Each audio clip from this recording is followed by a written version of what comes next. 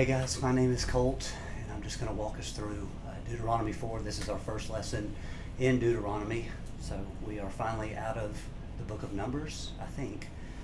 We've seen a lot of, cycles or patterns in Numbers, but now we're finally seeing a progression in this 40th year to get to the Promised Land, right? So the second nation of Israel is finally on, the eastern side of the Jordan River, in the plains of Moab, kind of the final stopping grounds of Moses here, and he is going to give a few speeches to the second generation of Israel before they enter the Promised Land. That's kind of what Deuteronomy means, the second telling of the law. So Moses, in these first few chapters, 1, 2, and 3, and really into 4, he talks about the history of Israel, where they've been and kind of where they're going. And he makes some kind of fundamental or foundational teachings here in chapter 4, 5, and even into 6, as he's getting into those, what do you want to call it, renewing covenantal teachings or speeches, treaties maybe. So in chapter 4, we're going to talk about obedience and worship is what I think our first 20 verses really talk about. Moses is going to give a couple examples of why to stay faithful. He mentions what happened at Baal Peor in Numbers 22 to 25. Remember with Balaam. And he also talks about what happens at Mount Sinai whenever the first law was given and when God's presence came down and how Israel reacted to that. So he talks about, he gives a lot of reasons why here, which I like in chapter 4. It's a good chapter on teaching. So those are going to be your two main topics, is obedience and worship here. So in verse 1, it starts off with, "Now, O Israel, listen," or you'll see in like verse 5 and 6, "Hear, O Israel," which is that word Shema, hear or listen.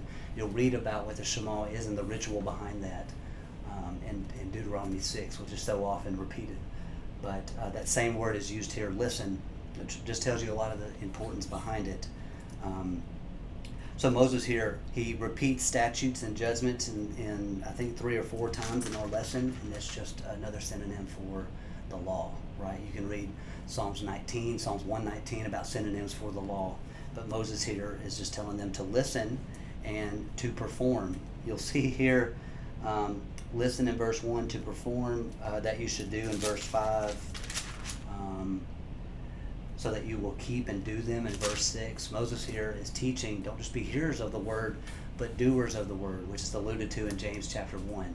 And in James chapter 1, he takes it a step further, and he uses the analogy of a man who looks in the mirror, but then walks away and forget what he looks like. Those are the people who are just hearers of the word, right? We are called not just to be hearers, but to live out what God tells us.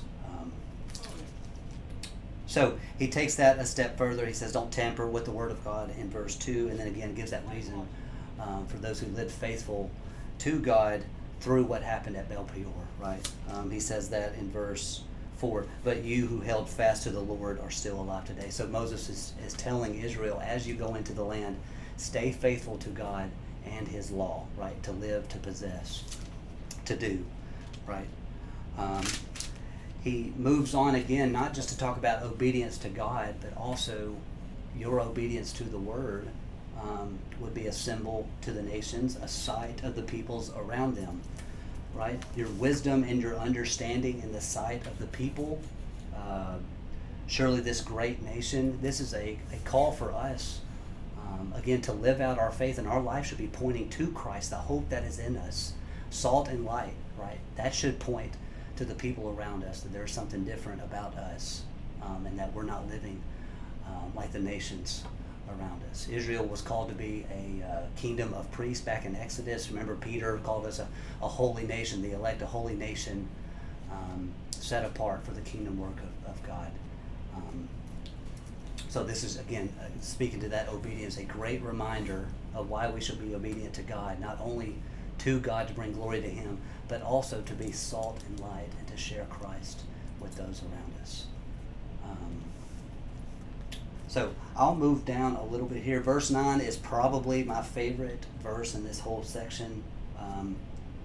So give heed to yourself and keep your soul diligently. Never forget what your eyes have seen. Never forget what God has done for you, and don't let it depart from your heart all the days of your life, and make it known to your sons and your grandsons. I'm reading NASB, so I'm sure other versions say your children and your children's children. But verse 9 is my favorite out of this section here. To keep your soul diligent, never forget what God has done for you in your life, right? Your testimony, your relationship with Christ, and to teach that legacy of Christ in your life to your children and your children's children. And somewhere in the book of Psalms or Proverbs talks about what you teach children at a young age will not depart from them when they are old. So again, a great reminder for obedience to God, living a life of Christ around others. Your life should be a witness of that and should teach that to your children. And then I think our next section is 15 through 20, but really all the way back at verse 10, it talks about what happened at Mount Horeb or at Mount Sinai when the law was given for the first time, and how Israel reacted to that. You can go back in Exodus and see that whenever there was fire to the heart of heaven and smoke around the mountain, and Israel learned what the fear of God is. And the fear of the Lord is the wisdom, and depart from evil is understanding. That's in Job 28:28. That's what something the first nation, I guess, understood in that moment, even though they forgot it. And Moses here is teaching them the same thing. Remember the fear of the Lord. Remember what God did at Mount Sinai. And don't fall under idolatry. Don't fall under worshiping an image since you didn't see an image. You heard God, but you didn't see Him. Idolatry was very popular, a pagan culture, right, that they were entering into. And Moses here is telling them to stay true to God, worship God and God alone, the Creator, not created things. So I think that is our two main points in Deuteronomy chapter 4. Stay obedient to God, worship God alone.